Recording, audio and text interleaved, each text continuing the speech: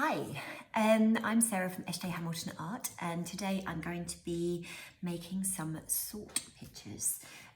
You're going to need a piece of black paper or a piece of card, some PVA glue and some salt to begin with, and then later on you're going to need some paints. But as it's slightly different, you won't need necessarily fluoro paints. You might want to use them, but if you've got normal coloured primary colours at home in the cupboards, then that could work just as well. Okay, this one might be better suited to the slightly older age group for the competition, but if you're feeling brave, then why not have a go.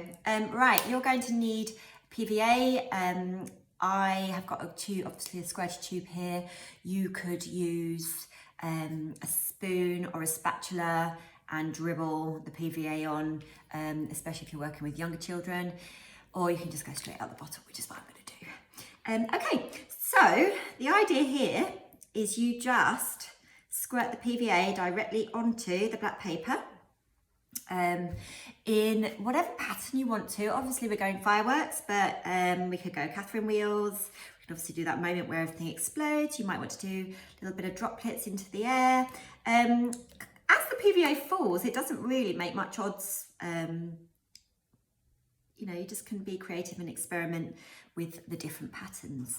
Once you're happy with your design, the PVA will be quite thick on here, which is perfect. This is what we're looking for.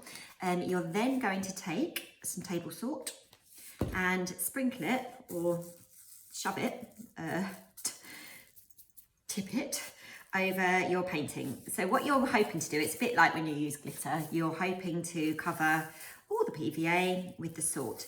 And what that then does is as it dries, it creates kind of a relief picture. So if you were to then feel over it with your fingers, you would feel the bumpiness of your picture.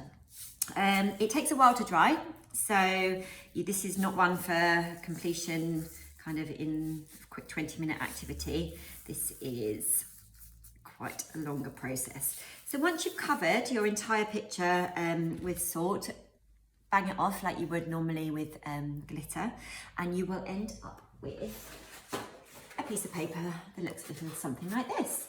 So you can see on here that where the salt has dried, it's dried white, which is why it doesn't matter which colour kind of paints you're using. So if you've got poster paints in the cupboard at home, if you've got acrylic paints, would probably avoid any palette paints because they're quite water-based and probably won't be great for, you can see that mine hasn't actually dried properly, won't be great for the salt. It will obviously start to dissolve. So wait for it all to dry, and then you'll have your relief picture, and then you can paint away. So you could paint obviously however you wish. You might want to paint the whole thing one colour, you might wish to mix it up, do bits, change your colour as you go from the middle to the end.